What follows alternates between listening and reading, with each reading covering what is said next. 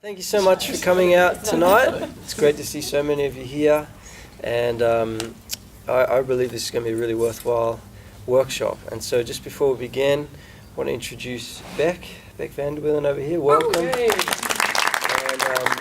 just want to say thank you so much for coming along, giving up your time tonight to invest in our worship teams and just impart knowledge and skill and all those things that you have. So thank you very much. And how about I just pray before we get started? I'm sure Beck will kind of introduce herself and give a little bit of a bio about her singing and all that kind of thing. So, all right, let's pray. Lord, thank you that we can gather tonight. And Lord, I just want to thank you for just the gift of music and worship and singing, that you've given us voices, Lord. And I thank you so much that we're able to just spend a bit of time tonight learning some new things, hopefully, and growing in some things as well, and sharpening and refining some things as well. Lord, we thank you so much for Beck, that she can come along tonight and just share with us, Lord. I pray your blessing on her and on Chris, Lord God, and I just pray for each one of us here that we would leave encouraged, Lord God, just full of excitement for the things that we will have learnt and can put into practice. And we just welcome your presence as well tonight. Come and lead us and have your way, we pray. In Jesus' name. Amen. Amen. Amen. So we've got a little bit of a handout that Beck has put together. So I'll just hand that out and then hand over to Beck.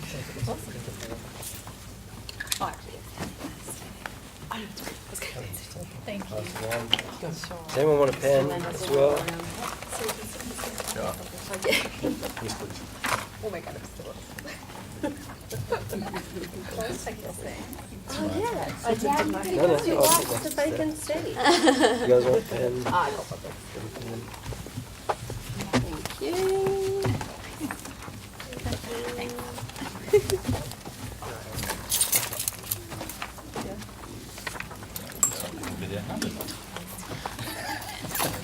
You were right. Thanks, Ted.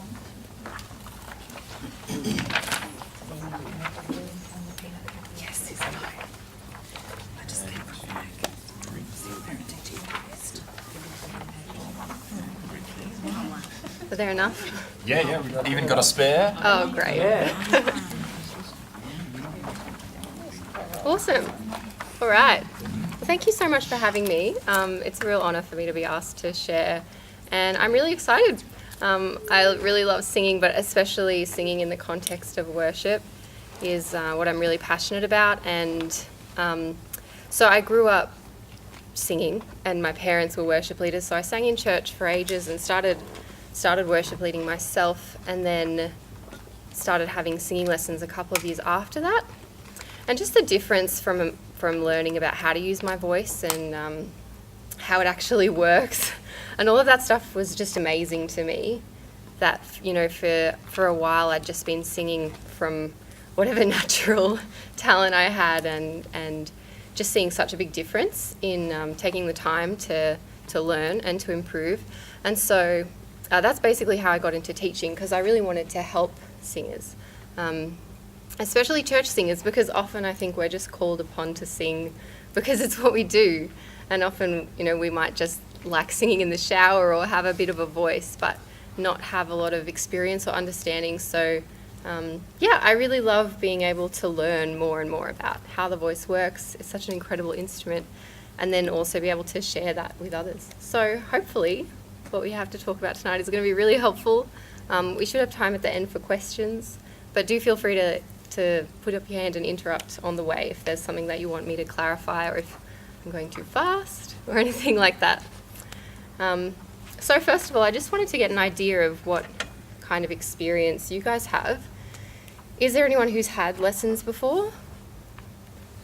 Yeah, cool. Awesome. Anyone who feels like they've picked up stuff, you know, maybe from like choir singing or just being in church, like you hear phrases like sing with the diaphragm, or you learn about warming up, that kind of thing? Yeah. Yeah, cool. And is there anyone who feels like a complete rookie? Like, you have no idea, you're totally new to this? Okay, awesome. That's good to know. Well, hopefully by the end you won't feel that way. At least there's some honest people in Yeah. Yeah, cool. All right. So first of all, I just wanted to talk about why we sing, because it's really the filter that we need to put everything that I'm going to talk about afterwards through. The technicality and practicality doesn't have a lot of meaning if we don't remember the true purpose of what we're doing. So we can be doing everything the right way, but if we forget the reason, then it doesn't really have the impact anymore. So why do we sing? The Bible actually, I thought I had the number, but I don't have the number. It says many, many times, sing, make a joyful noise to the Lord. And God's given us all unique voices and a unique sound and something unique to share with the world. So God's given it to us to glorify Him. Our voices also help us to connect with other people and to change the atmosphere. It can change the atmosphere of ourselves when we sing. It changes our emotions and our mental state and what we're thinking about, and it can spiritually change the atmosphere as well as we sing in the spirit or sing into the atmosphere what we believe God's doing or what He's putting on our heart. So our voices are really, really powerful things. And it's important that we try to improve our singing and learn how we're doing it, how to do it correctly, or how to do it really well, so that we can do it to the best of our ability for as long as possible, so that we don't, stress our voice out or damage it and cut the lifespan of it short or anything like that. So that's kind of the filter to put the following through. I also wanted to talk about the way we learn about singing.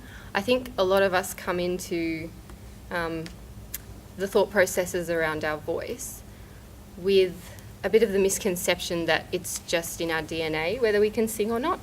And some people are just born singers, and then some people just aren't. And there's no room to move in that. And there's definitely, the odd amazing case where someone hasn't had a lesson or learnt anything about singing, and they're just amazing, and they're the ones the TV shows really love. But I think for the most part, none of us are going to reach our full potential unless we really take the time to learn about our voice. And so that means that we're not stuck where we are. There might be barriers that you feel in your voice or in your singing, but they don't have to stay there. We actually have ways and exercises and methods to get through those things and to really open up and find the full potential of your voice. So, always remember that you've got room to grow. And you can think of singing like anything else that you learn. The more time that you put into it, the better you'll get. And you shouldn't expect to get it right straight away the first time, because you're learning. It's a learning process. The difficult thing, though, is that because singing is natural, all of us tend to have some things which we can do really well without having to learn. And for all of us, it's different. So it makes contexts like this a little bit tricky, where there's not a one-size-fits-all approach, because everyone's voice is different and everyone's needs are different. So it's important just to remember that. There might be some things we talk about which you feel like, oh, I never have a problem with this. It's awesome. I'm good. But hopefully there's some areas which are really helpful. Does that all make sense so far? Yeah. Cool. Awesome. All right. So how the voice works. Can everybody touch their throat? You can feel the Adam's apple for the guys, or the smaller version for the females. Yeah, that's your larynx. And it is a section of cartilage that sits over the top of your trachea. So that's where our voice is, or our voice box, as some people would call it. So it's a combination of cartilage and muscles and ligaments that we can learn to use to sing, and often we do quite naturally. But there's two elements that we can grow in because it is muscles and cartilage, which is both the strength and endurance. So if you think of it like any other muscle in your body, you're learning to, you're exercising in order to build up muscles and to help them last longer. But it's also a lot about precision and coordination. So I suppose like in tennis or another sport, it's not just about strength. You can have amazing strength but not have the muscle in exactly the right place at the right time, and it's going to fall apart. So it's really important to work on both of those things in our singing. But the caveat on that is don't think of it like all other muscles, because we don't want to work it out to the point of exhaustion, because we have to use it all the time. We use it to breathe and to talk. So if we're singing and working out as hard as we can until our muscles are sore, we're actually probably doing more damage than good. So it's better to do small amounts of exercise at a time, and it should always feel pretty easy, and more about mentally getting it right than physical pain that you've got to push through. It should never feel bad to sing. Cool. All right, so let's talk about warm-ups. What do you guys think you would include in a good warm-up, and why should we warm up? Any ideas?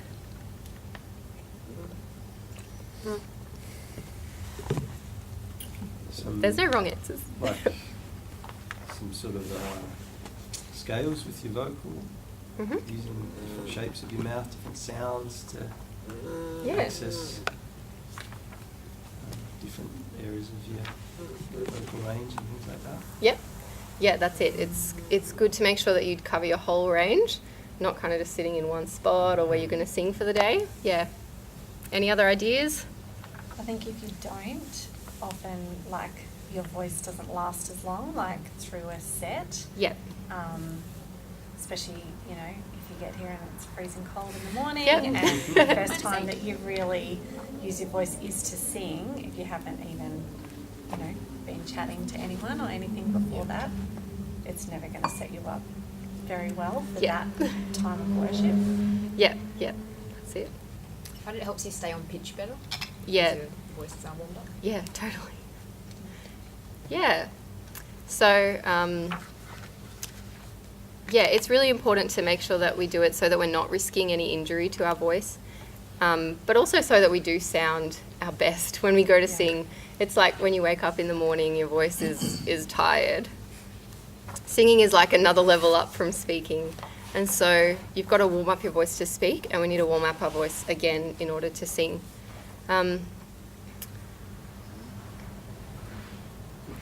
Yeah, and even if a lot of us, I think, it's very easy to skip warming up because it's like that little bit of extra effort, and sometimes your voice is fine without it. Like you can push through and it'll be all right.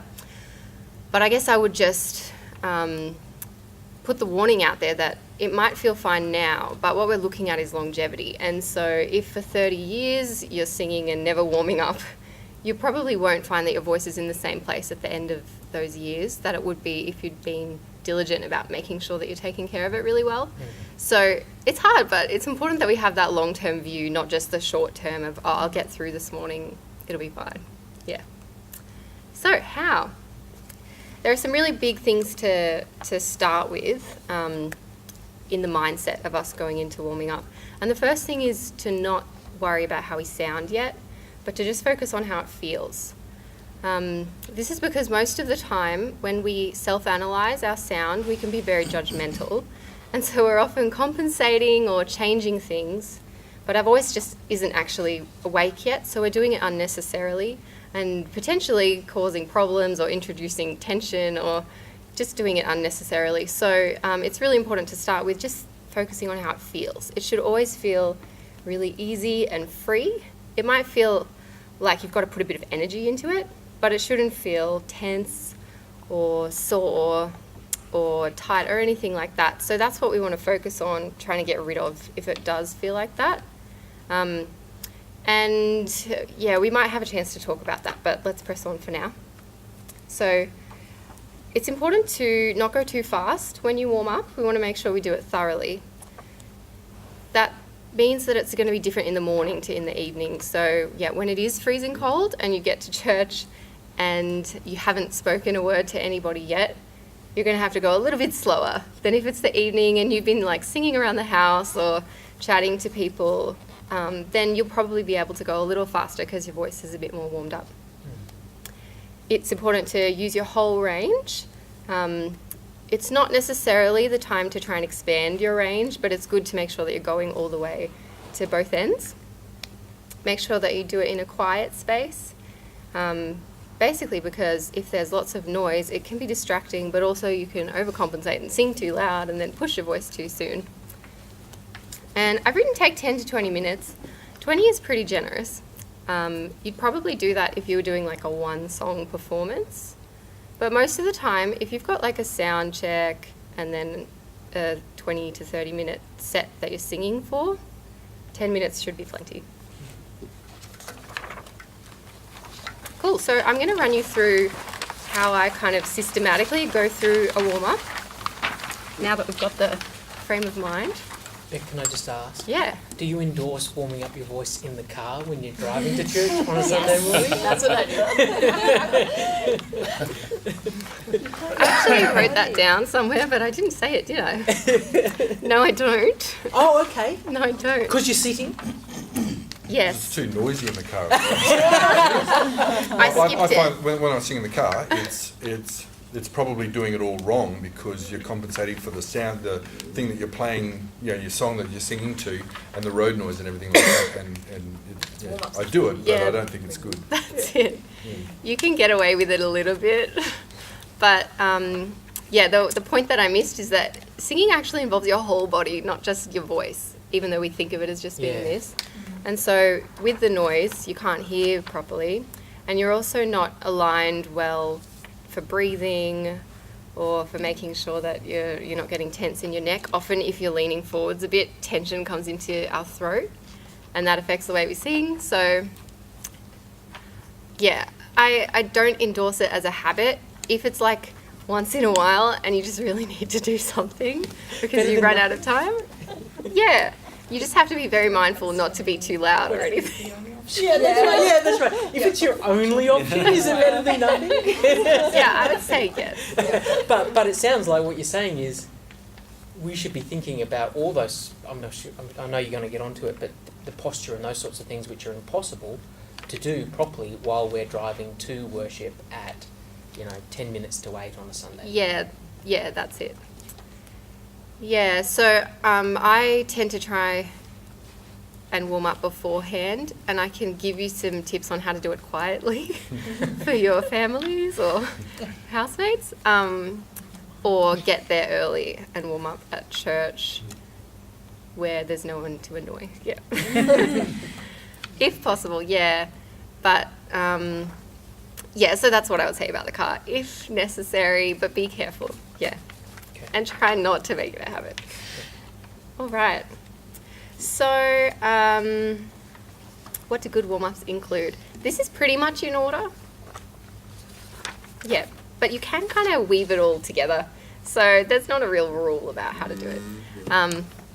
But to start with, stretching. So that's all about getting to know what's going on with your body at the time, because it will all influence your voice. I think it's because it's kind of at the top. Everything from the bottom up can influence your voice tension-wise in your muscles. So if you have like a pulled muscle in your back, you can find that it's affecting your voice. It might not be obvious that that's what's going on, but I've definitely seen it. And suddenly, like, you get a massage and everything feels great again when you're singing. So that's why this is an important step, just getting in touch with what's going on. Are you holding tension anywhere? Are your shoulders tight? Is your neck sore? And just stretching anything. It doesn't have to have a set procedure. Just do what feels good. And it's a time to just take note, really. And then check your posture once you've done that. So I'll get everybody to stand. Posture isn't my favourite word to use because I think it, gives people the picture of holding books on your head or something. I don't know. People tend to overdo it, I think, when you say good posture. So alignment is the preferred term that I use, but it really doesn't matter. So I'm just going to show you the really fast way. It's good to get to know what feels like home for you and what feels freest. That's really what we're aiming for, is a position where no muscles are having to hold on really tight, and it feels like everything's just going to flow and work really well. So we start from the bottom up. Just make sure you're balanced on both of your feet and try and set your weight in the middle, not too far forward or too far back, because that's when muscles start to hold on to keep you upright. then just check your knees aren't completely locked. Make sure your hips are underneath your torso to support you. And then what we're going to do is just reach straight up above you, stretch as high as you can with your arms together and against your ears. And then lower your arms to your sides. Yep, sorry, you're much closer together. Yeah, so that should generally set you up pretty well. You'll probably notice that your chest is more lifted, your head is more over your shoulders instead of forwards. Yeah, and it should hopefully, it might feel a bit unfamiliar, but it shouldn't feel uncomfortable, hopefully. Yeah, does that feel all right for everybody? Yeah. Cool. So that's the quick way to do it. Feet, knees, hips, and then stretch up and out. Yeah.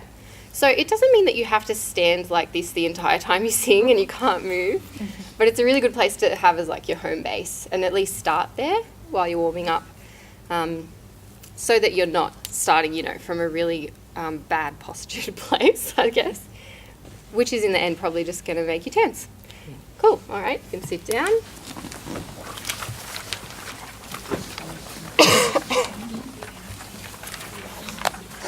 The next thing to incorporate is something to do with your breathing. It doesn't have to be just breathing. You can do it with an exercise, but it's really just to check in, okay, am I breathing efficiently? And again, we won't go too much into it, but I'll just show you a quick exercise that shows you the right muscles that you should be using. So when we breathe for singing, we're just trying to find the most efficient way that we can do it so we can have as much air available and as much control available as possible. So for this reason, we go to what we would call like the primal way of breathing.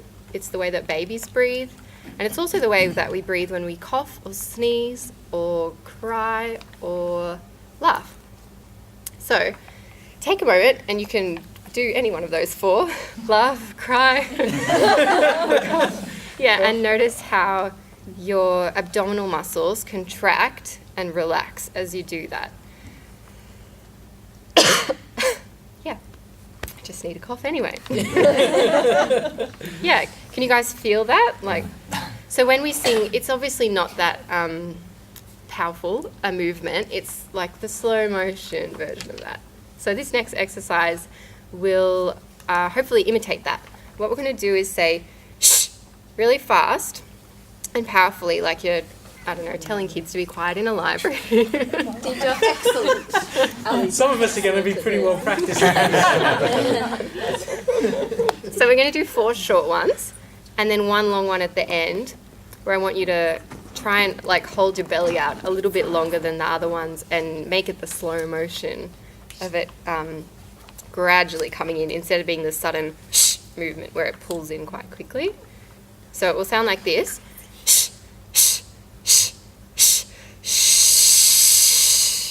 Like that. All right? Okay. Ready? That's I'll count awesome. you in for 4. 1, 2, 3, 4.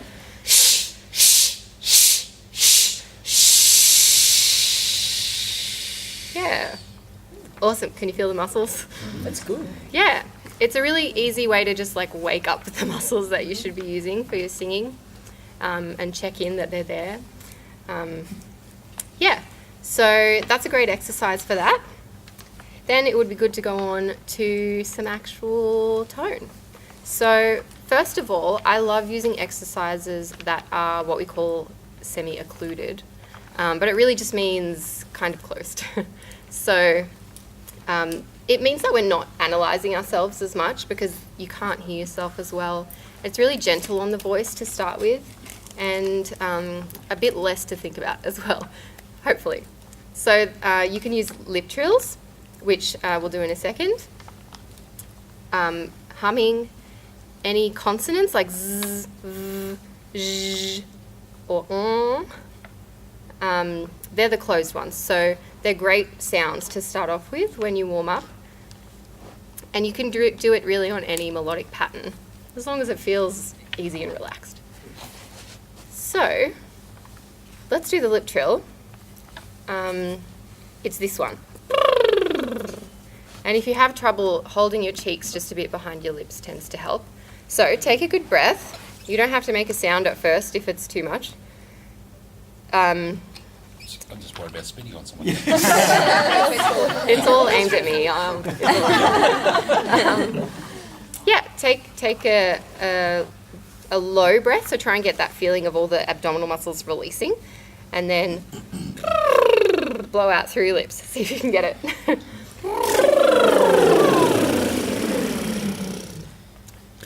Yeah.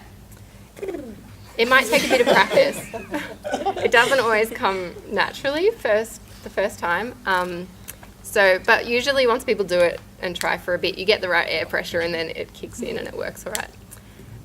Another option though is the tongue trill. If you can do that better, then that works too. I don't like it as much, probably because I can't do it very well. But yeah, if that's easier, then that's another option.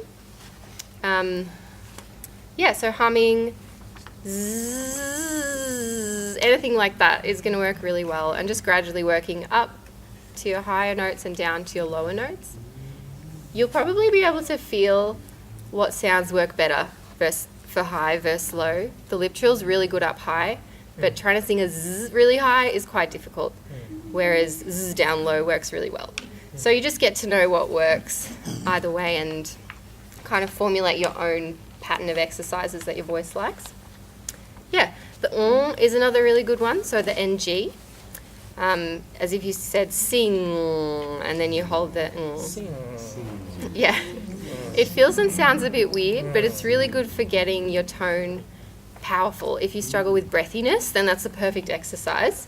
You let it be nasal, and it will help your vocal folds come together and stop the extra breath leaking through. So it might sound like that, like a bit of a whingy kid kind of sound. But that's really good if you struggle with breathiness in your sound. All right, so yeah, just really basic exercises, and then you can start opening it up into vowels and consonants. You can be as creative as you like. I've got a list of resources on the back that you can have a look at afterwards to try and find a warm-up that works for you. But gradually you just want to get to warm-ups that are more and more like singing a song. I've written a few there, but they don't have notes, so they're really just an example.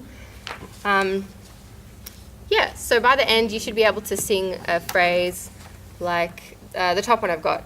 It is a beautiful day and I love to sing.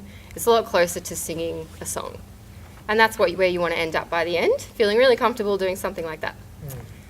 So, usually if you're warming up for a Sunday, you would just really focus on what feels comfortable and stop there.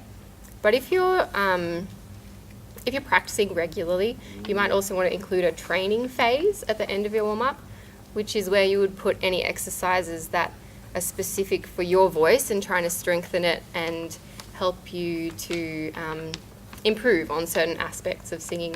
But that is the kind of thing that you'd probably find with having lessons with a private tutor, more so than listening to someone's recorded warm-up ideas. You might find the odd one that feels really good and seems to help your voice, but that's where I would definitely recommend getting coaching to find out how to improve those areas that you're just not sure about.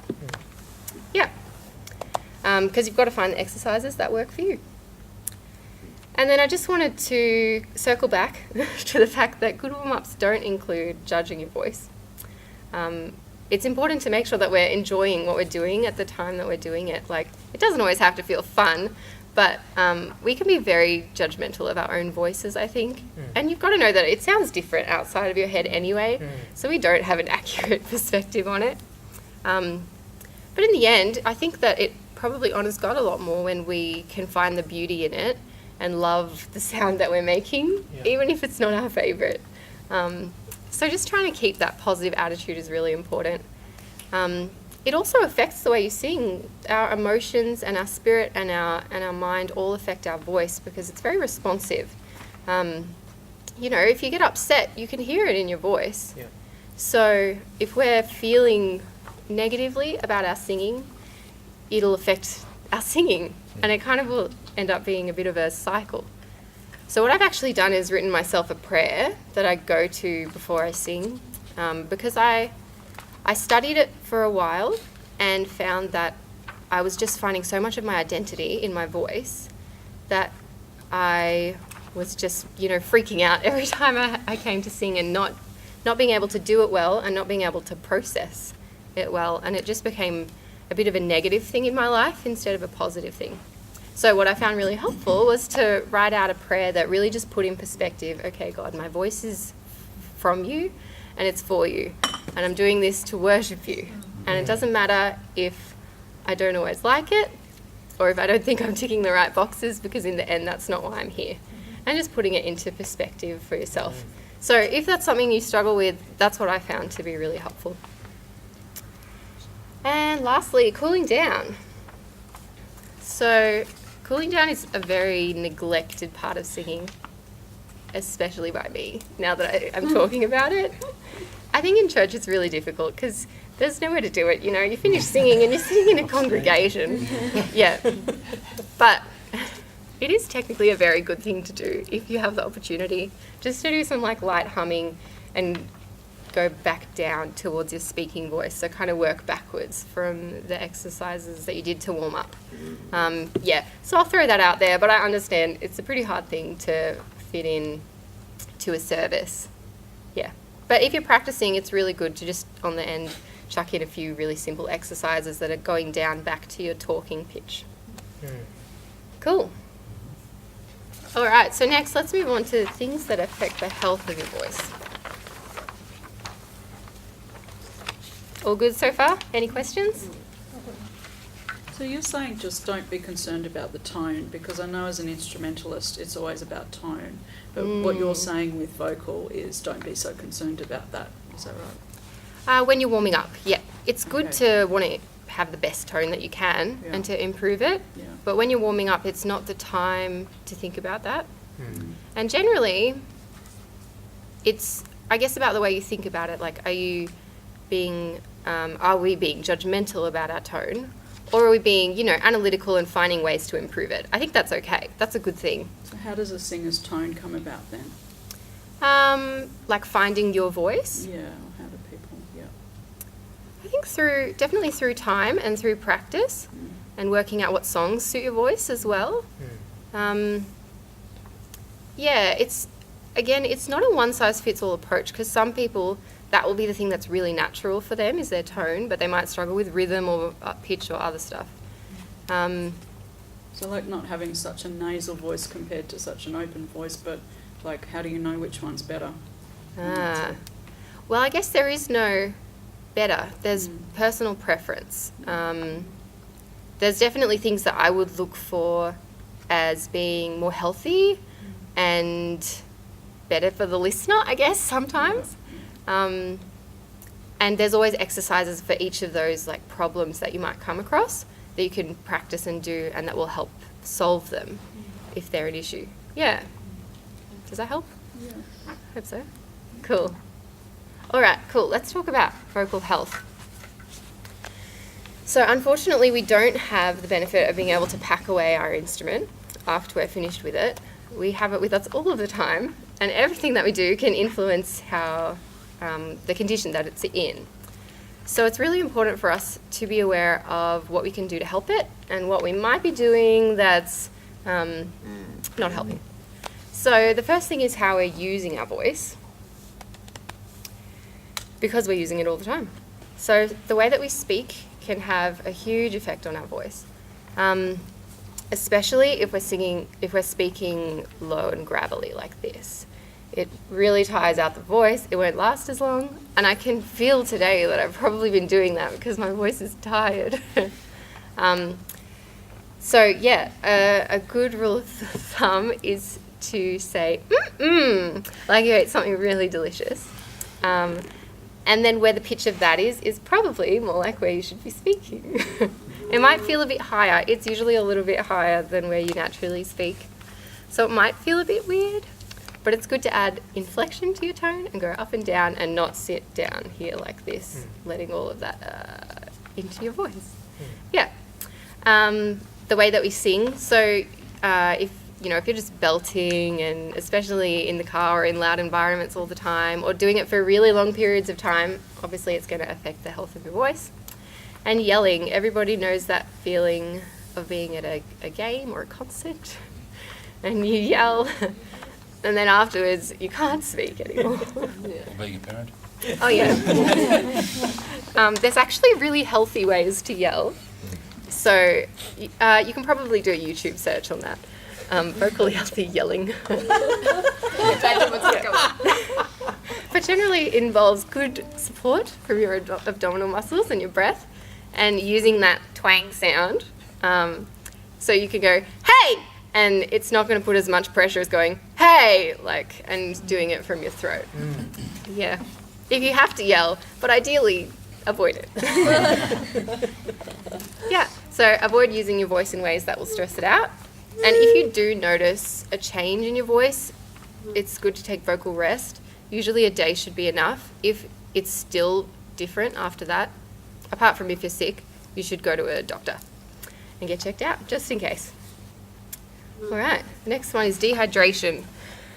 So our vocal folds, or our vocal cords, which are within our larynx, are where the core sound is created when we sing or when we speak, and they do it by vibrating together hundreds and hundreds of times.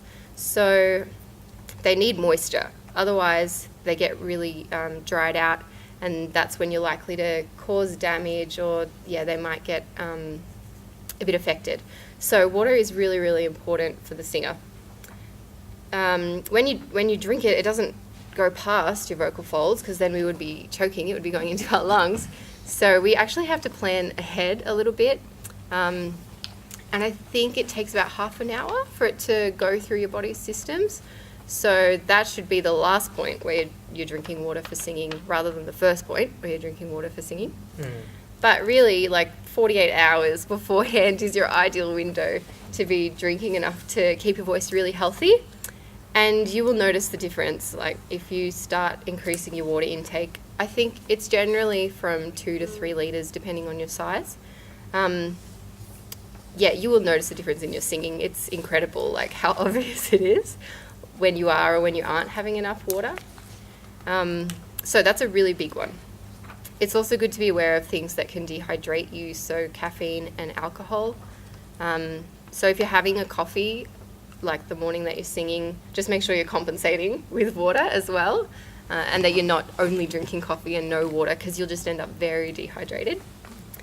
And then also be aware that antihistamines are dehydrating. That's basically how they work, is they just dry everything up.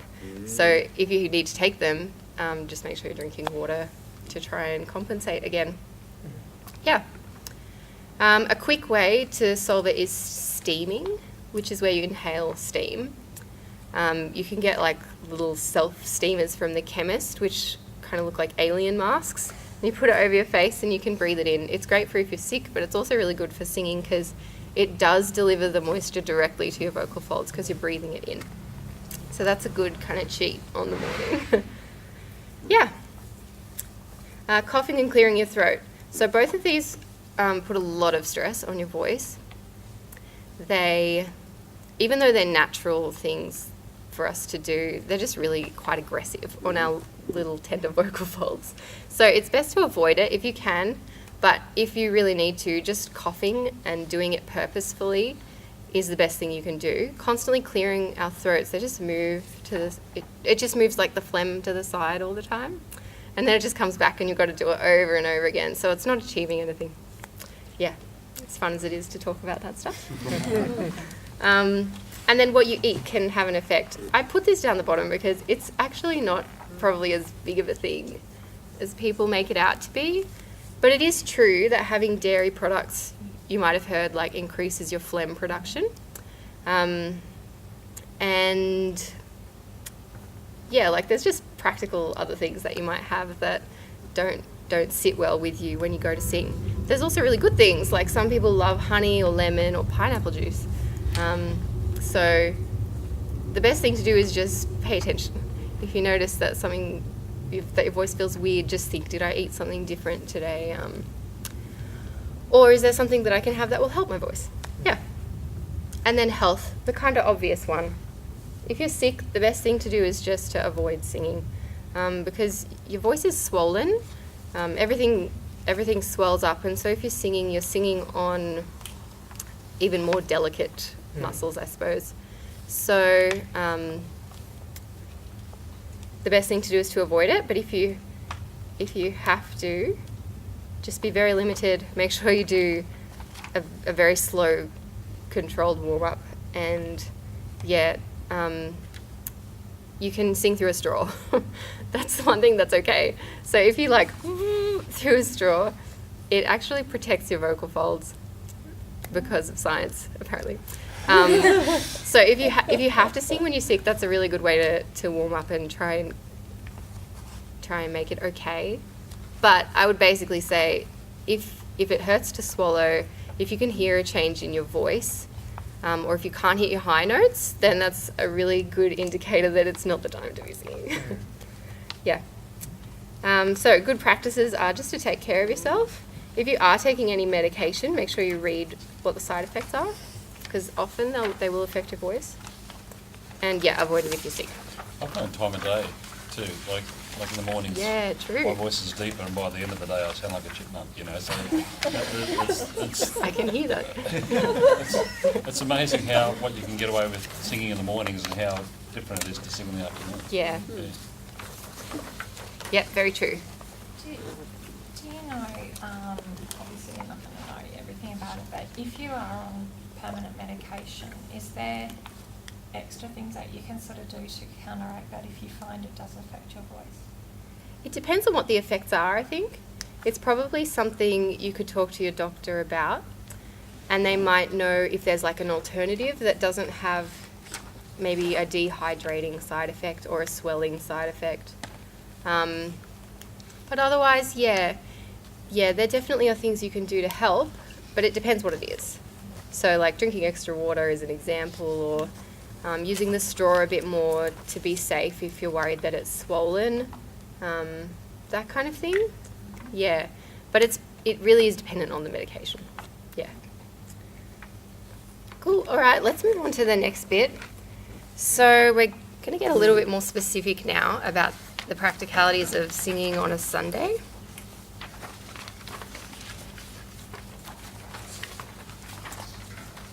Some of it might be super obvious, but hopefully there's some stuff in here that is really helpful. So I've just kind of gone through each step and thought about what are the things that we might not think about, what can help or what can hinder us if we're not experienced with it. So the first thing we get to is sound check, and ideally you want to make sure that you've warmed up before sound check, because that way you're getting a true sense, and the sound guys are getting a true sense of what your voice is going to be like, rather than the croaky morning voice that you haven't quite got to full health yet. Yeah, so warm up before you even go to sing at sound check, and then if you're waiting around for a while, you can just do some like light humming to keep your voice awake and alive. And then when it is your turn to sing, make sure that you sing full voice. So often what happens is that in sound check, because it's just us, we tend to sing quieter and a bit more reserved. But then when it comes to the service, everyone's in the room and we get excited and suddenly we sing way louder. So both for the sake of practice and also the sake of the sound, it's really important to make sure that you've warmed up your voice enough that when you sound check, you can sing the loudest that you're going to sing. Yeah, and that way you'll be ready to go for the service. And hopefully your levels will be correct as well. And if you have time to kill, use it to go over lyrics. Yeah, always easy to forget. Mic technique. All right. So I think using a microphone is something generally that I find we think is very easy because it just looks like holding something in front of our face. But there are some things that can help us do it better and help the sound guy and help us feel more comfortable with it. So the first thing is the distance and the position. So I'll show you what I mean. Do you guys use it?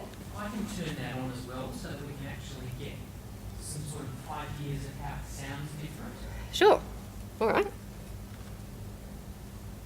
See if my demonstrations work. Do you guys tend to sing with stands, or do you hold the microphone with a hand? Hold them with your hand and Unless you play piano. Yeah. Or yeah. Yeah. Instrumentalists will use a stand. Yeah, cool. Backing vocals. Okay. Well, the rule is the same either way, basically. I think generally if it's on a stand, it will be a bit more like flat, aimed at your face. When we're holding it, it's a bit more angled upwards. You generally don't want it to be angled downwards, but this way is okay. Yeah. And you want it about 1 inch to 1.5 inches away from your mouth, so if I'm judging it correctly, it should be about there. Generally, if you're too close, it loses a lot of the high end sound, so I don't know if you can hear that. But especially when I speak, it's very obvious. It becomes very bassy and boomy. And then as I pull it away, you lose that and you just get the high bit. So here's the sweet spot where you get the balance of your highs and your lows, and you'll sound the best that you can, and cut through the mix as well between all of the instruments. And maybe I could just briefly say, as a sound person, once a performance has been recorded right up on a microphone, so can we just hear that again, when it's right with your lips actually, there's really not much that can be done down the track to try to restore what's lost when it's recorded too close to a microphone. So that's an example where the way that you deliver the performance into the microphone becomes really, really important, because actually there's no way to make a vocal that's recorded right up. Can we hear that? Like this. Yeah, there's no way to make that sounding vocal suddenly magically sound like it was recorded from 1 inch away from the microphone. Yeah. There are some things we can do in post, but there's really no way to restore what's lost if it's recorded really, really close. And that tends to be, I think, when we're in the moment of worship on a Sunday, our vocalists don't tend to be too far away from our microphones.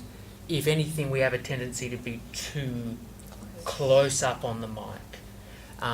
So do you have any tips at all in terms of trying to become more aware of those things? Because often how far you are away from the microphone is one of the last things you're probably thinking about. Yep. On a worship time. Is there anything that's helped you in terms of trying to maintain some sort of awareness while you're singing of how you're delivering that performance into the mic? I think largely just checking in rehearsals. Yep. So you do have to be mindful about it and trying to form the habit when you have that like practice time. Yep. But that said, like I close my eyes and I whack my teeth on it nearly every service. So it's not foolproof. Yeah. Yeah, but I think that's probably why we tend to hold it so close, because we want the security of knowing the where it reference, is. The reference, Yeah. yeah.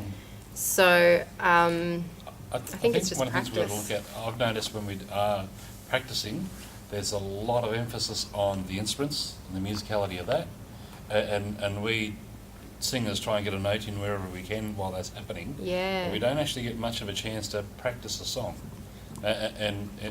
because the practices are stopping and starting all the time, and you're just getting into it, and we're stopping because we want to change something mechanically, and the vocalist is sort of, okay, let's see if we can fluke it during the service. So there's not much emphasis actually on the vocals when we're Yeah. practicing. Mm-hmm. Yeah. Do you guys do a midweek rehearsal or just the Sunday morning? Well, Usually we do. yes. The last 3 months we've Oh, just right. been having Sunday mornings while Yeah. we're doing these workshops. But from kind of April, we'll go back to Thursday nights. Yeah. Yeah. It's a tricky one, definitely, trying to navigate all of that. Yeah, Yeah. But that is something that we could certainly improve, is to try to dedicate a bit more focus and attention on doing a bit more vocal arranging Yeah. in our practice times. But Howard, you're saying that you'd like to be able to sing from like top to tail all the way through a song in the practice time? I personally find that very helpful. I don't know if everybody else does, but I actually do. I find that helps me get my head around of what needs to come in and where and that kind of thing, if you can do it from go to woe, so to speak. Yeah. Mm-hmm. Yeah, I think, it also helps, particularly if there's multiple backing vocals with the layering as well, because then you remember, okay, it's second time through that I Yeah, come in, they yeah. come in third time through. Yep. Would you like, would you have a preference as to using a stand or not using a stand? Not really, actually. We all use stands at the moment. I think it was to try and help us be more free because we were all kind of just using it as a bit of a safety blanket. I don't know. But sometimes that feels comfortable and sometimes it feels really awkward. So I don't really have a preference. Nah. It's probably a bit less work to have a stand because you know it's positioned correctly. And it helps you remember to sit up straight, stand up straight. Yep. Yeah. I've actually been holding the cord to the side because I'm concerned I'm going to trip over the cord. I know it sounds weird, but I mean, is that okay? Or like, you know, I Yeah, guess you're not it's gonna- personal preference, isn't it? Yeah. Especially, I think if you don't know what to do with your hands, it's a great option because it doesn't look weird. Yeah. But yeah. as far as I'm aware, like it's fine. It's not going to affect the sound or anything. Yeah. Do you have any tips for like not singing into the mic? So like for example, as a BV, if I'm playing keys, I can't really move away from the mic. I feel your pain. And so you, like I'll often mouth the words because I don't want to look like I'm standing there not singing, but I also don't want to sing into the mic. There's the sound guy going, "What's some more?" I'm not getting any signal, yeah. Or I'll like kind of do this. You can shift your shove it weight. away. That's Yeah. what I do. That's so kind of the when I'm most- singing, like your foot is normally in front of your other foot because you're pedaling. Yeah. And then if you just take a big step like this and shift your weight onto Yeah. this foot, then the microphone's more like this, but you can still pedal. I'm always worried that it's still like picking up the sound though, and I'm like. I think if it was picking up the sound, it would be only very minimally Yeah. right in the background. Yeah. And you wouldn't really be hearing it much. That gives the sound guy a visual cue that you don't Yeah, want to I'm be. not. Yeah. Yeah. I'd appreciate that. Especially if you are, especially if you're co-leading, because the way that you sing and your purpose for singing is totally different. Yeah. And so then if you, like, because Adeline and I are leading on Sunday, the first two songs I might sing a few harmonies every now and then, but other than that I won't sing into the microphone Yeah. because that's not my role Yeah. in those two songs. So Yeah. when you're leading with someone, you can just do the same thing. So you can Yeah. still be worshipping Yeah. and Yeah. visibly worshipping. Yes. You know, like, Yeah. because you also don't want to stand up there like, oh, I'm not singing because it's not my turn. Yeah. It's not very Yeah. encouraging of Yep. people. Yeah. I think you're well within your rights just to swing the microphone away if you, Yeah. like that's Yeah. totally It does legit. make a noise though. Yeah. That's true. Yeah, and probably the music stand probably gets right squarely in the Yeah. way as well. But yeah, even if you just nudged it slightly out of your Yeah. way, Beth, that might be another thing too. I've heard of the vocal technique of actually singing over the mic, and I've seen some people when they talk, they rest it there because then you don't get the pops of having it right in front of you, and it gives you you still get that nice sort of vocal range. And for a while I was attempting like singing like that, and I thought it was okay, but because I don't really know the mix. Is there any validity to actually having the mic more vertical and singing over it as a technique for that avoiding that really you've got a narrow range if it's right in front of you, but it's a bit more lenient possibly I think, or I thought, if it was more vertical and anything poppy or bassy can go over it. Do you have any experience with that? Not really. Yeah, okay. I mean, my understanding, which might not be based on the fact, is that the problem is that you would miss some of your frequency range. Yeah. And that's not what you want. No. But maybe, I'm not sure. I'd be Yeah, I interesting to reckon try the that. plosives, like the P's and the B's, when you sing straight down a microphone, Yeah. they could definitely be a problem. And it's quite hard for us to control if we're on sound at the sound desk. So it being slightly at an angle, as Beck was saying, is probably the sweet spot there, where you're trying to just minimise the plosives, the P's and the B's especially, but you're trying to capture a natural frequency range of your voice. It would depend a bit on the microphone as well, of course, because the mics have different polar patterns. So depending on where you are relative to the capsule of the mic, it's going to do a different job representing Joel, what are your thoughts on the foam bits that go over the top of the mic to reduce that popping? Is that worth trying or not? Or? The foam windshields really would only be for like a live performance outside. Okay. So, for example, National Day of Prayer and Fasting. Yeah. I'd think the guys probably are going to want to put some foam windshields on there. But in terms of controlling sibilants or plosives, a foam windshield doesn't really do that much. Okay. You'd really need to go to actually like a popper stopper that you'd use like in a studio sort of recording to really slow down some of the sibilants and plosives. What did you say the measurement was? 1 to 2 centimetres? 1.5 inches, yeah. 1 to 2 inches. 1 to 1.5. So yeah, sing about an inch away. An inch. About an inch, Okay, yeah. But just, I think the take home is that the same microphone will represent the same voice really differently depending on where you're holding that microphone. Yeah. Yeah, that's it. Yep. And that in general, if anything, we're a bit too close on our mics. And that's an area I think that we can probably just try to devote a little bit of attention to, a little bit of consciousness to. I think that's the take Yep. home. Yeah, awesome. Yep. Can you hear that difference in ears? So with the vocalists, can they hear that difference as well? See, that is ideally what we want. We would like vocalists to be able to be making choices on the fly based on what they're getting back in their fold. I think in reality the answer to that question is no, but it would be great if the answer was yes. I can hear it in my wedge. Because it'd be great if the vocalists can hear the difference from what we're trying to do Yeah, I can hear it. It's versus... more obvious in a wedge than with Yep, the in-ear. for sure. Mm. Yep.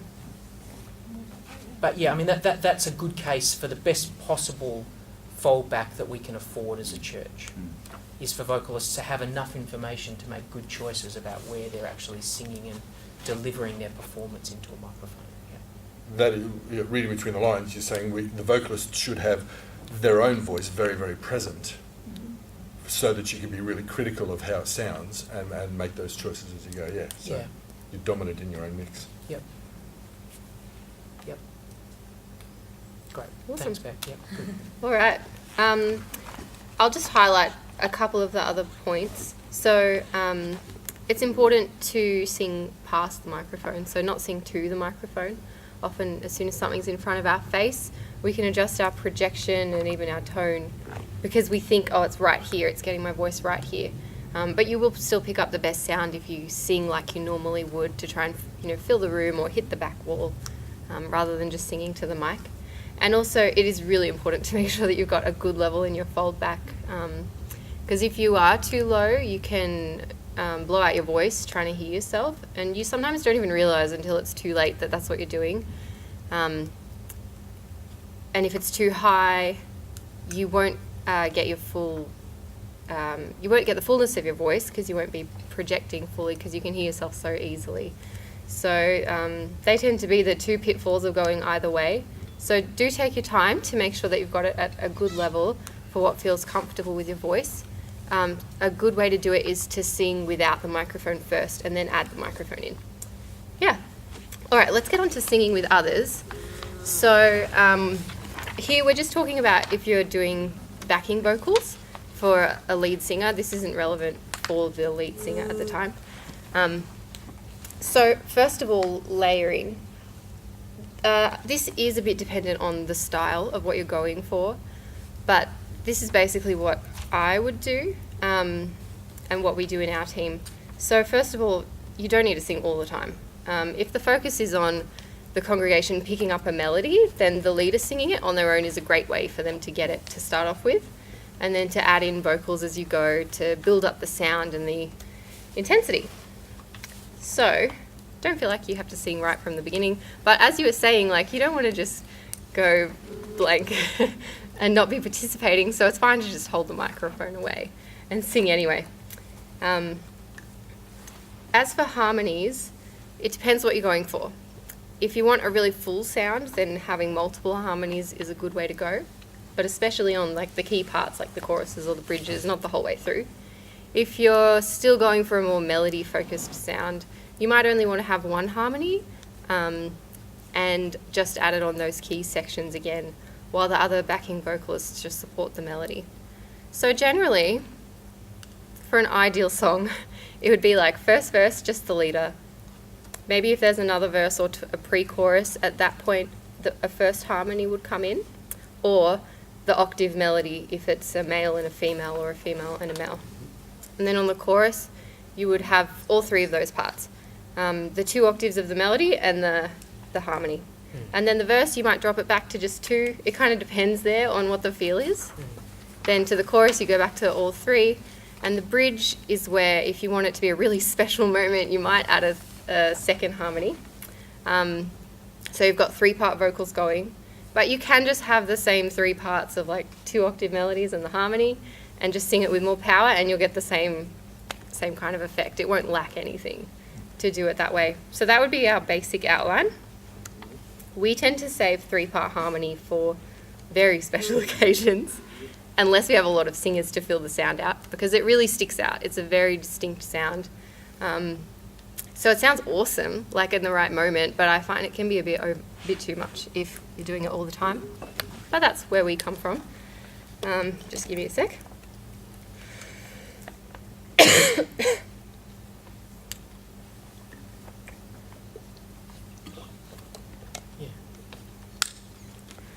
All right, blending. So, how do we sing when we're trying to support someone else? This can be where it gets a little bit tricky, because we're trying to do our best to sing, really well with our voice and everything that we're practicing, but we're also trying to support somebody else and not take over, not be too dominant, kind of match their voice, and it can get tricky to think about all these things at once. So, the few things that are really good to focus on, firstly, is just to know the melody or your harmonies inside and out. Definitely know the notes. Sometimes we learn a song nearly enough, but some of us are doing the rhythm like this and some like this, and then you put it together and it just doesn't quite sit right. So make sure that you know the song as well as you can, and then when you come together, just be listening out for those little differences. It might even be the accent on a word, like past or past, when you sing it. It's really good to listen out for. Then trying your best to listen to the group sound, not just your voice. So this is where your mix becomes really vital. But you're listening out not just for volume, but also for the sound. So if someone has a very bright sound and you've got a very boomy sound, sometimes they'll complement, but sometimes you might need to adjust a little bit in order to blend together and to not contrast too much. Phrasing, making sure you're trying to lift off at the same time when at the ends of phrases, and that your vowel shapes are the same is another big one. Does that all make sense? Cool. And you can look at the leader's mouth to get phrasing. If you're not sure about when to finish, watching is a really good way. Our eyes and our brain and our voices work really, really well. So thankfully it helps doing it that way. Yeah. Beck, what's vowel shapes? It's kind of like accent.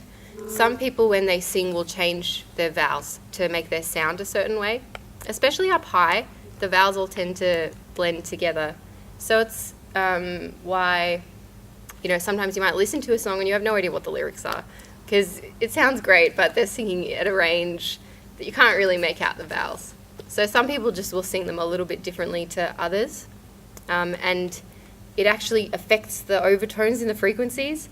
So if they're different, you can sound like you're out of tune, even if you are in tune, just because the shape is different, if that makes any sense. So is it like pronunciation of the vowels, or?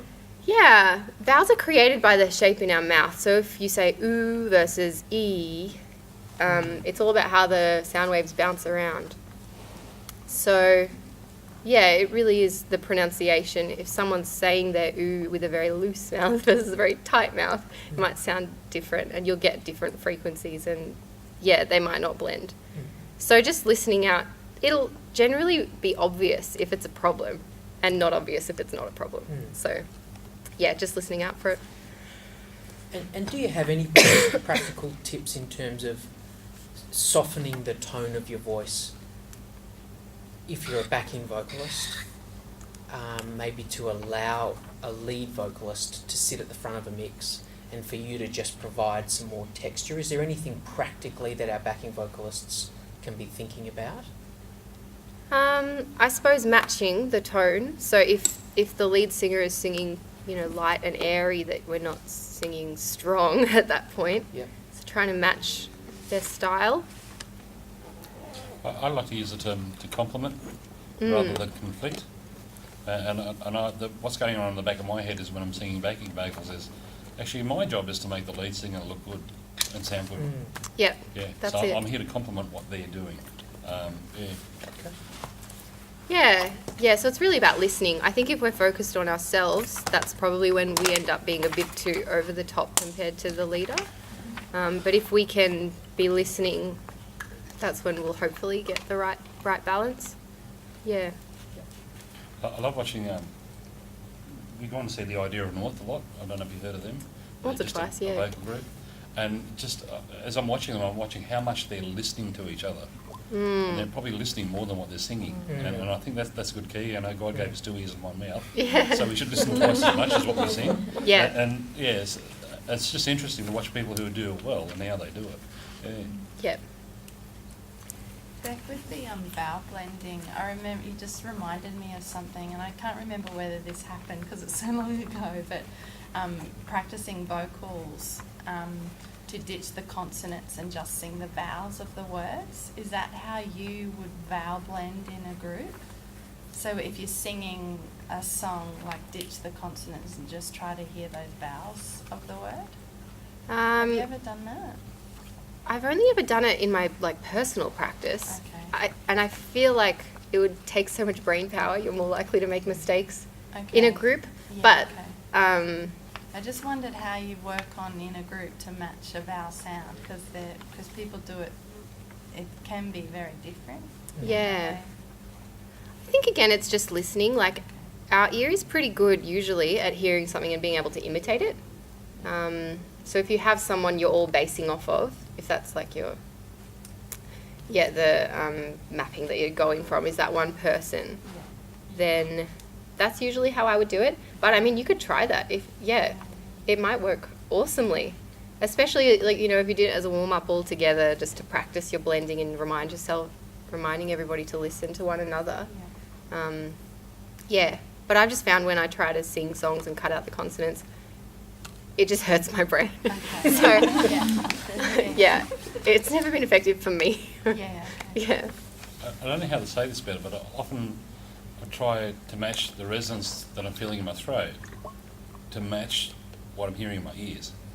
And I don't know if there's a better way to say that, but the way my throat vibrates compared to what I'm hearing, and I use that a lot as to how well something blends in. Yeah. Okay. I might be weird, it just works for me. Yeah, I'm trying to work out what you might mean. Do you mean that you can feel when your voice is in the right place? Yeah, you can actually feel the vibration of your voice box, and they line up, they match, kind of thing. Yeah. Yeah, they resonate. Yeah, that's cool. Yeah. Yeah, awesome. Well, I just wanted to finish. There's a bit more information on there, which if you guys want to hear about, we can talk about it. But I do want to make sure we've got time for questions. So I just wanted to finish with talking about circling back to how do we do all of this but still worship, and not end up spending our whole time on stage thinking about our posture and what we're doing with our voice and are we blending and all of this stuff, because there's a lot to think about. You could spend the whole time thinking about it. And so first of all, I just wanted to point out that it is really, I think, an act of worship to do your best. So there's nothing wrong with us taking a moment to check in and to make sure that we're using our craft well and that we're engaging with people and that our voice is at the best that it can be. There's nothing wrong with thinking on that level and not being 100% focused on God the whole time, But at the same time, I just wanted to emphasize that that time in worship isn't the time to be trying to make decisions about what parts you're going to sing or to form habits, because in the end you're not going to do it as efficiently, but it's also just not what that time is for. Practice is for that, and that includes both personal practice as well as your rehearsal time that you have as a group. So that way it allows you to, when you're in worship, really just focus on that and not be thinking so much about all of the technical things that you should be getting correct. And that's really the goal, is that we can make all of it so automatic that we don't have to think about it, and we can just focus on God and be in the moment, what we're doing. Yeah. Cool. Does anyone have any questions? I guess your top tips for getting the right pitch and then staying on the right pitch for the different notes. As you're changing notes, or like one note in particular, or just Probably in just as general? you're changing, throughout a song. Yeah. Yeah. 'Cause Yeah. sometimes, like for me, I was told a little while ago, for me, I was told this, like I have fairly good tone, but I've just got to watch my pitch. Like Yep. sometimes I can either overdo the note or like underdo it and go slightly sharp or flat. Yeah, sure. So I guess your tips. But is it Yeah. just warming up well, mainly? You can definitely tune your ear as you warm up, as well. So I guess I should start by saying that there's two reasons usually that we're off pitch. It's either because we're hearing it wrong or because our voice just isn't getting the right message from our brain. So it depends which problem as to which solution you go for. If you're finding it hard to hear where to go, then practicing like slowly matching pitches is a good way to improve that, and then matching them faster and faster and as they change and that kind of thing. But if it's that your voice isn't hitting them, but you know what it is and you can hear that it's off, it is often breath related. If there's not enough good breath support, the voice can like flounder a little bit, and that can sometimes be it. But it can also just be like agility and practicing. So the more that you practice that song and those intervals, your voice learns the pattern of how the muscle movements need to go, and then you'll be able to get it. Yeah. But it isn't a really quick solution. It does take practice to get that kind of thing happening. But the more attentive you can be, like listening in the moment, the better it will be. Generally, the less attention we're paying, the more it can waver a bit. Yeah. Yeah. How do you improve breath support? Is that mainly through your warm-up, or are there other ways? Yeah, so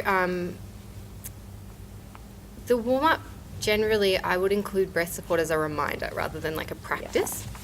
But then afterwards, I mean, and you can do it anytime, you don't have to be warming up or even singing to practice breathing.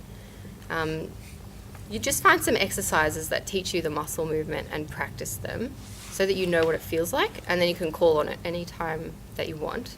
Yeah. So the shh, shh is a good one.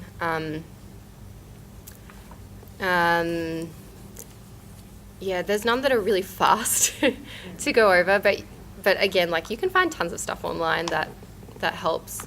Or if you're really worried, seeing a singing teacher will always help. So it really is just practicing the muscle movement and getting it into your muscle memory, so that then when you go to sing, it's there.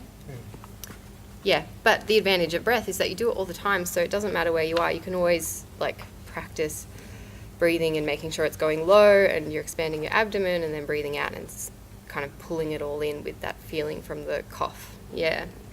Yeah. Is that helpful? Yeah. Okay, cool. Yeah. I find listening to recordings, or when we do lead worship, Joel will usually put a link up so we can actually listen to ourselves and, okay, I need to do this differently to that, you know, not so much to put yourself down, but rather, okay, how can I not do that the next time, kind of thing. Yeah, so that's really good. I find that a really helpful process. Yep. Have you found listening back to yourself has been a really helpful learning experience? Yeah, definitely. One of the hardest things to do, I think. It's very confronting. Yeah. But very, very helpful, yeah. If you can go into it with that mindset of like, okay, I want to get better from this, not I'm just here to hate on myself. Yeah, really, really helpful. Yeah, because your voice sounds different outside of your head to inside of it. And maybe especially for vocalists, like we've talked about that as a team, that often there can just be this little added amount of it being quite hard to listen back to yourself when you're singing compared to maybe if you're playing guitar or bass or drums or whatever. That's right. Because there's something that's a bit more intrinsic to you in your voice, in your singing voice, than you that's playing a guitar. Yeah. Which goes back to your thing about having a prayer to say, this is the voice that God gave me. Yeah. And it's my act of worship to be okay with that, Yes. and I want to offer it back to Him. Yeah. So that's really significant, I think, Yeah. is to learn to be okay with the voice that God gave us. Yeah. I'm saying that for myself, but probably for all of us, yeah. I just have a question regarding your worship in your church. So just regarding the backing vocals and the different parts. So the second part, the third part, maybe a fourth part even, I don't know, but you were saying you only do 3 parts. So is it really just in a rehearsal time where people will just work out, okay, I'm going to sing this high bit, I'll sing this lower bit, and it all works together? Is that how you guys do it? Or, because I'm just new to the worship team here, so understanding where, like at home, I might practice a harmony part, but when I get here, maybe that person's already singing that part, so I'm going to have to find another part to sing. Okay, that's okay. Yeah. But where you actually find a part for yourself in that mix, and staying with that and with the other people and the backing vocalists, and how, Yeah, the way that we do it is we usually have 3, maybe 4 singers. Yeah. So it probably makes it a bit simpler to not step on each other's toes. But at the same time, like, there's nothing wrong with singing the same part as someone else. As long as it's not more people singing a harmony than a melody, I reckon, then it's probably fine. We do tend to just work it out in rehearsal. Yeah. In the service, people might forget, or we suddenly change unexpectedly, and you kind of just roll with it. But yeah, most of the time we're just working it out beforehand. It is tricky though sometimes. One part and then you get there and it might even be in a different key and suddenly that part doesn't work anymore. So it does take a bit of trial and error, but the melody is always okay. Sorry, didn't mean to. No. Do you tend to start when you're starting to arrange the harmony? Do you start with what you know from recordings, or do you kind of have a go? Oh, look, go a third below, and we'll work out something from there. Is it kind of that generic thing, or is it more? This is the way Bethel does this particular song, so we'll follow that, and then we might change it a little bit. It depends on the song, I think. If it's a very generic harmony in the song, then it might be what we naturally do, or we might naturally do something a little bit different. Yeah. We're not very particular about it, unless it's a song that has more challenging harmony in it, which leaves people at the risk of, if they're making it up themselves, like us not all blending together, then we would try and really learn the parts from the recording. Sure. But generally I think people are just doing it by ear. Cool. Yeah. I cheat. And that's why in my fallbacks I like to have the guitar and the bass primarily, because when you're playing a chord on a guitar, there's all the notes you need. So pick one and go with that kind of thing. So I'm always using primarily those 2 instruments as a point of reference to find that note that I want to do, because I usually sing something more like a bass kind of thing. Yeah. And so I usually use those instruments as a reference point to get to that note I want to get. Yeah. Yeah. That's very in tune. You were saying like the octave work, so if there's a male voice, the female voice can be, like the backing vocalist who's female can be high, but the same tune. Yeah. Basically. Yeah. And that works really well. Yeah. I think especially because the people in the congregation will sometimes try to match the male if they're female, but they can't reach it. So it's helpful to have a reference, I think, within the sound. Yeah. And are you guys often rostered on with similar people, or are you much like us where it's kind of spread all over the place? Because I know, like, and this just comes with time, but like you get to know, okay, they usually sing a lower harmony, so I'll go higher, or like pairing with opposites, so you kind of know roughly where someone's going to sing. Yeah. It tends to be pretty random, I think. Yeah. So are you on a roster system? Like, so we are here basically on essentially a random roster system based on people's availability. Yeah. So what Adeline's saying is that's really poignant, at least for here, because what a backing vocalist will do when they're rostered on with one group of people might be quite different than what they do when they're rostered on with a different group of people. Yeah. And are you guys the same as that? Yeah. People are just rostered on based on availability? Yeah. So you could be singing with someone different every time? Yeah. Most times? Some patterns do tend to emerge, but yeah. And when rostering, I try to think, okay, who's great at harmonies, who prefers melody, and try and blend it, but availability is always the first factor. Yeah. So it's great when it works, but most of the time it is. Every effort is made to kind of blend the BVs in a way that there's going to be something for everyone to contribute. And I've got a question, just in terms of what you would do or some tips, if the vocalists have worked out some parts, a harmony, and worship time comes and for whatever reason maybe the second BV starts singing a lot louder, so in the BV's mix they can't hear themselves anymore, the guitar starts playing loud, so you actually can't, you kind of lose the harmony that you're going to sing, or you're just not sure. What would you recommend there? Would you recommend trying to muddle your way through, or just maybe go something simple like the melody, or just not sing until you can hear yourself again? Do you know what I mean? Yeah. I've been in times if I'm singing a harmony and it's what was it, and you just either you lose it or you just, for whatever reason something seems a bit louder in the mix now than practice, and it's you're trying to signal the sound guy. Yeah.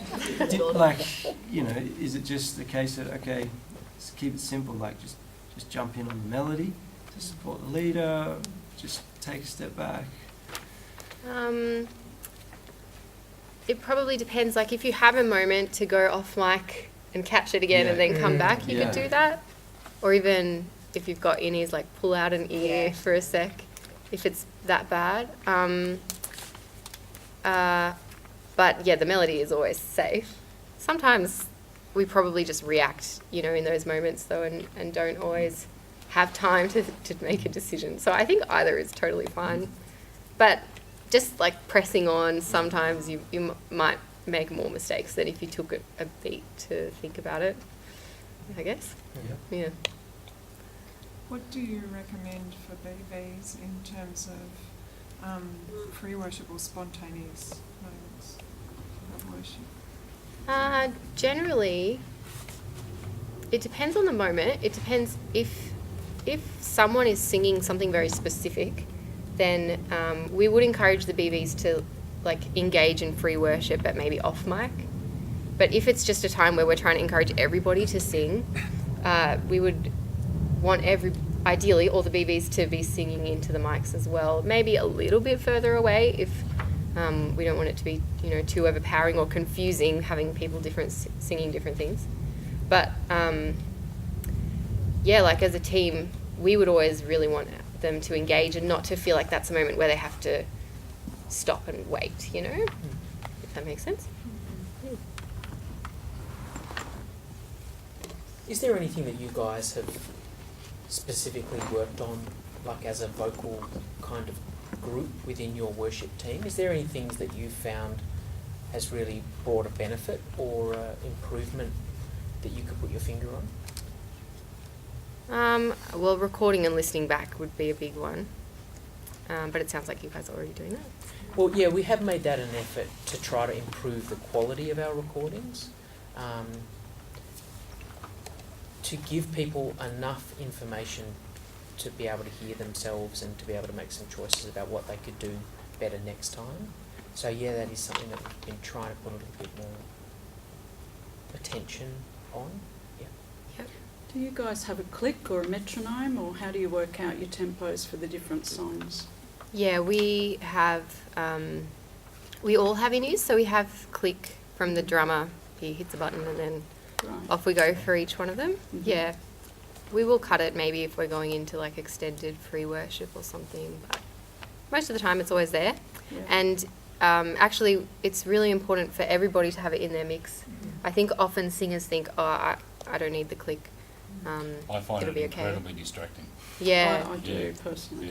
So I'd rather I'd rather zone in on the drummer and just follow what he's doing. Yeah. I hope that he's on time. I suppose the danger is when you don't have those rhythmic instruments and you're singing, say, just with piano, it's very easy to go off time. Yep. So it's good to have it maybe at a level where if you can hear it if the other instruments drop out, but if they're there, it's not so loud that you're just distracted by it.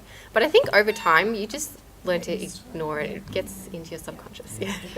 So you don't see it as affecting musicality or expression or anything like that?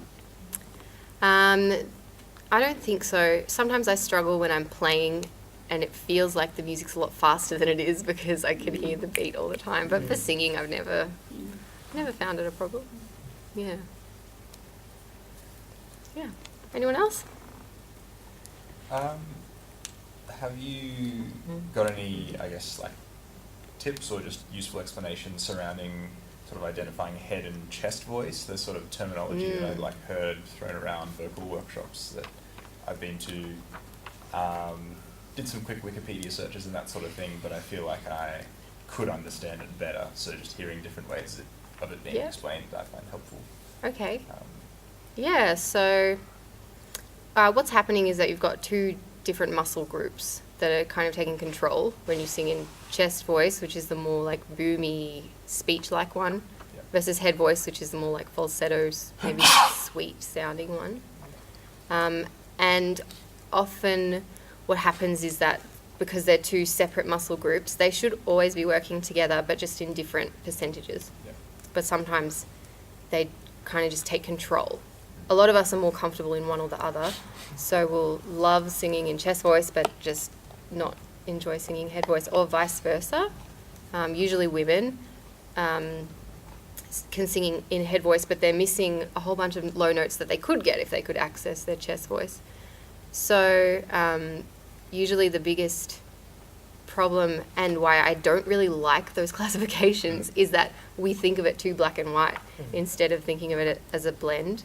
It's almost like a grayscale. That's my preferred metaphor. It's like if your head voice is the colour white and your chest voice is the colour black.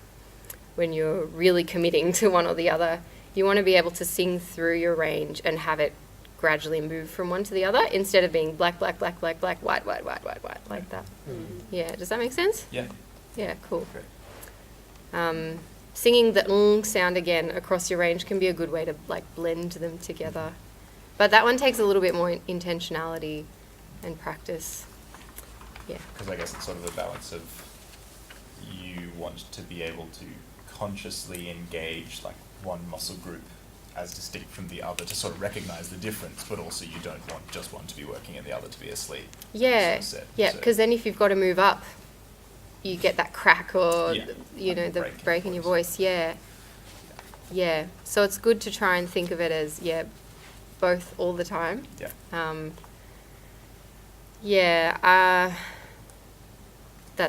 Maybe like dark grey and light grey.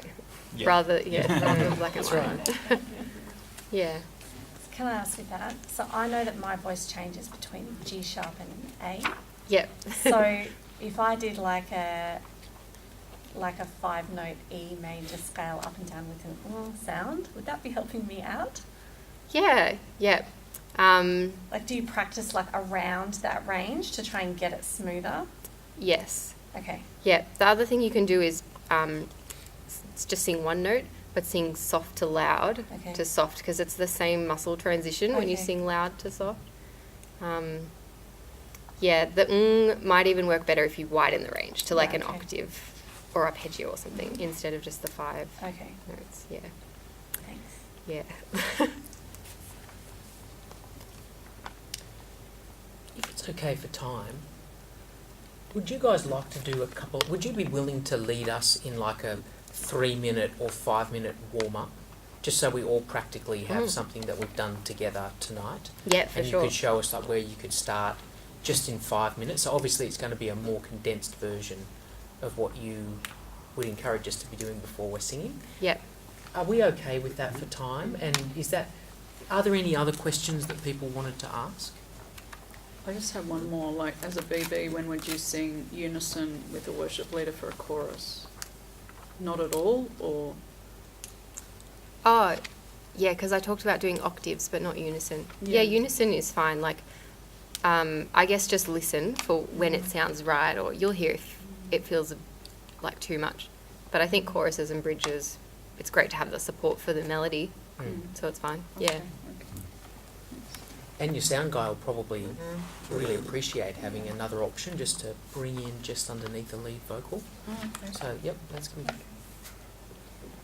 Providing you're a pitch. Yep, true, of course, absolutely. So are we okay then if we just take a couple more minutes? Is that okay? If anyone needs to go, of course, that's totally fine. And Becca, you okay for time? Yeah. Yeah. Yep. So if we just did a couple of minutes together, are you happy to lead us in that, Beck? Yeah, absolutely. All right. Well, let's stand. So, first thing was to stretch. So just check in. Are you feeling tight anywhere? So yeah, maybe find yourself a space. Yes.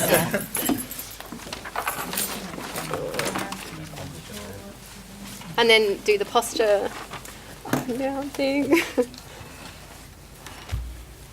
All right. Posture while holding a guitar. Yeah, that's what I was going to ask. 'Cause Yeah. it kind of I've so many times I'm baffled. and it's so bad, and then I'm going like, you have to physically it's remember to such like stand up straight. it's such a drill to be able to hold posture while the guitar and get all of that. It's just more than I can handle. Yeah. Standing on one leg while keyboarding. Oh, yeah. That's challenging. True. I might struggle to get off the stage. Yeah, I mean, sometimes you just have to make do. But the best advice I have is to find your alignment and then move your instrument into position for that instead of positioning yourself for your instrument. So it might mean you need the guitar a little bit higher or lower or something. The keyboard, I don't really have a solution for. Yeah. Just pedal with your other foot every alternate song. Yeah. You could go 80s and get a guitar. Nice. All right, let's do the lip trill, but if you struggle with it, you can just hum or do the sound or a tongue trill, pick whatever you want.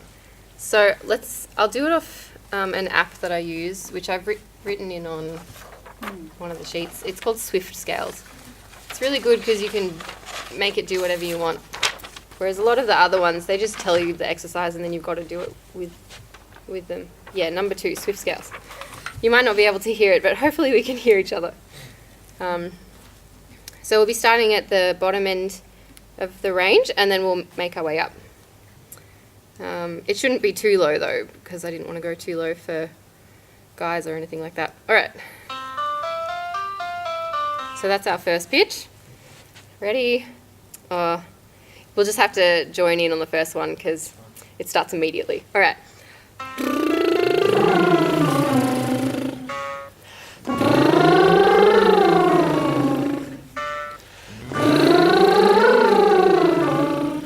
If you can, think about your breathing. Each time you breathe in, try and let go of all your muscles. And then suck them in as you sing out.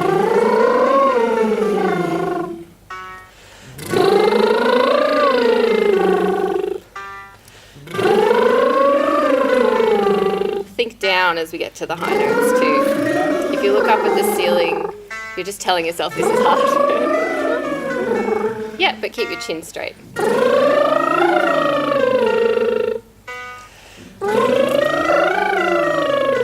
You might need your air to get a bit stronger as we go higher as well.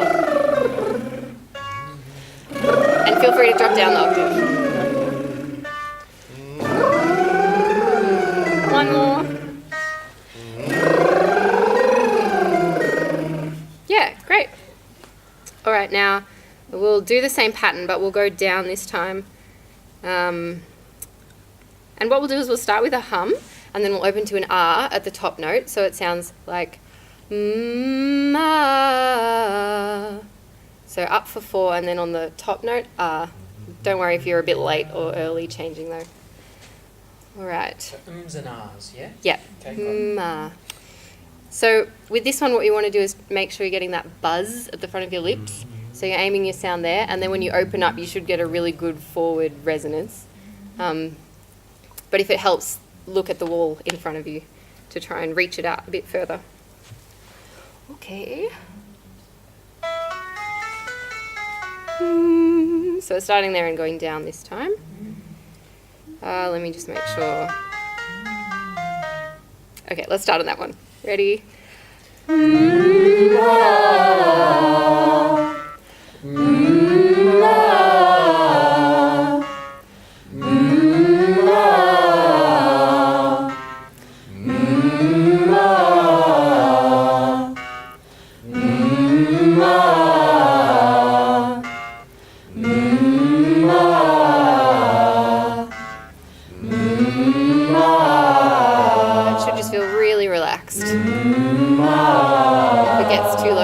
Jump up or drop out.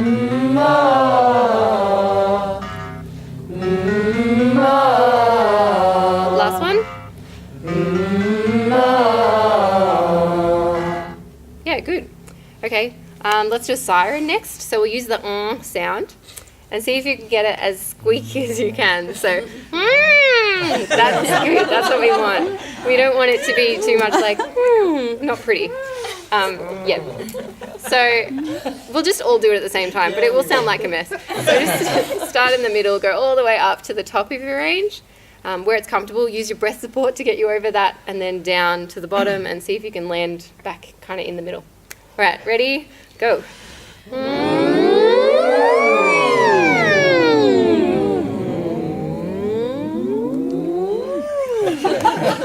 Yeah. So it will feel like it's like kind of pressing up into your nose area a little bit, but it should feel really easy. It shouldn't feel like pressing or pushing or anything like that. Yeah. Can we try that one once more? Yeah. So, yeah, that's it. Ready, go.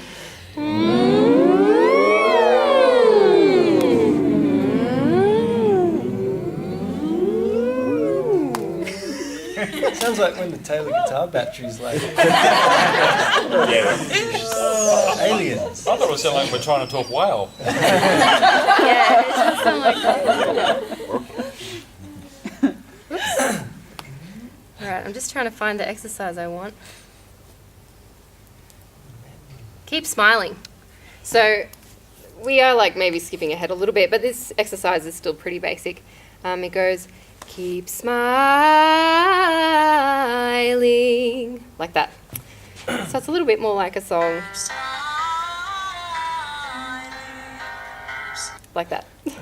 Keep, what's that? Smiling as Keep. Look as grumpy as you can. Yeah.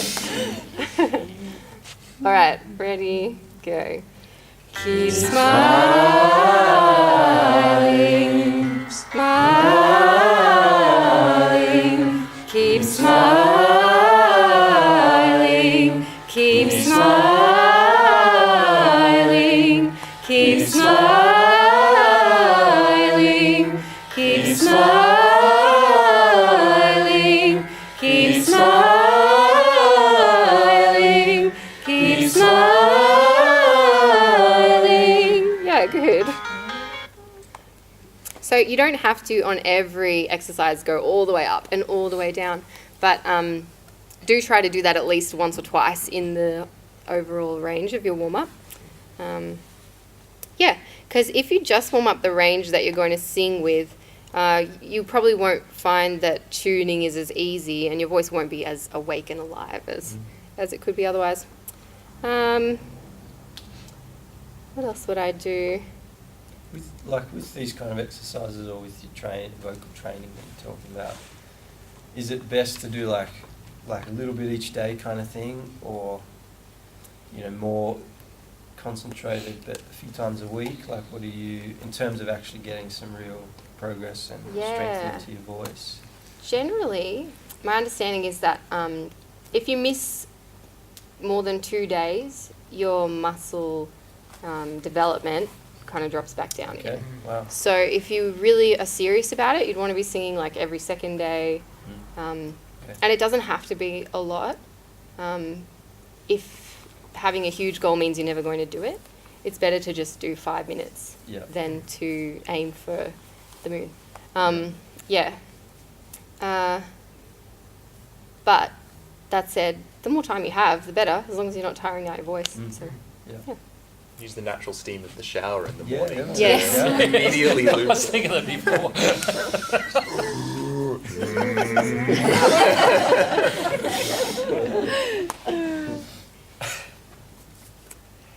So that's why you sing in the shower. Yeah, there you go. And the acoustics are. Yeah. Naturally. Yeah, does that give you a good idea? That's great. Okay, Yeah. cool. That's great. I'd be interested in anything like, so that's warm up, which Yeah. sort of helps to, and it's also a little bit of training as well. What are some sort of training exercises that are always good to go to that are going to help improve? Like, we were talking a bit before about pitch and that kind of stuff. Are there any sort of go-tos that for you that are just general? You can't go wrong with. Anything to do with breathing, because most people don't do that naturally. So yeah, they're always really good. So the sh one, otherwise, the is another one of my favorites because a lot of people tend to lose strength in their upper range, and it helps a lot with that. Yeah, anything to do with openness is really good. So I think that probably is what the Keep Smiling one is aimed at, is helping open up your throat and your mouth to get a really good clear sound. But I have just found over and over again that what works for one person doesn't work for the other, and sometimes you don't even really know why. So yeah, you kind of always just have to be creative and work it out as you go. Yeah. Cool. Yeah. Cool. Thank you. Out of interests, how much do you charge for lessons? Yes. Are you interested in students? 10 students. Yeah, I teach at Eternity on the south side, and I charge $40 for half an hour. Yeah. And it kind of goes upwards relatively from there for longer lessons. And yeah, I'm always interested in more students, especially church singers, because they're the ones that I really love working with. Like, little kids are awesome, but they only go so far. Yeah. Cool. Great. Cool. Well, thank you so much for having me. It's been a real honour. Yeah. And feel free to look me up on Facebook and ask me any more questions that you think of later. Yeah, I'm on there as Rebecca Van de Wielen. But hopefully you can find me through friends anyway. Yeah. Cool. Thank you so much. Yeah, Thank you so much. thank I you. appreciate you coming tonight. No worries. And really looking forward to, hopefully all of us putting some of those things into practice and growing and strengthening vocally here at Vision. So thank you. Awesome. Thanks, Beck. Thank you very much. Thank you.